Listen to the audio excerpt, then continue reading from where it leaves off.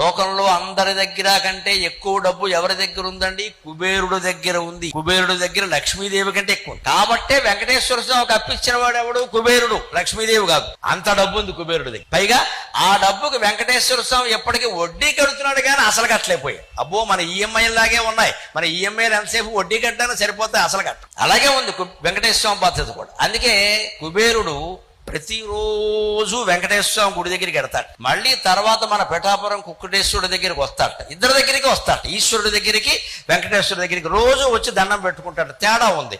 వెంకటేశ్వర స్వామి దగ్గరికి ఎందుకు వెడతారంటే బాకీ వసూలు చేసుకోవడానికి. శివుడి దగ్గరికి ఎందుకు వస్తారంటే ఆ డబ్బు పుచ్చుకోవడానికి. ఇస్తాడు కాబట్టి. శివుడు ఇచ్చేవాడు, వెంకటేశ్వర స్వామి బాకీ ఇచ్చేవాడు.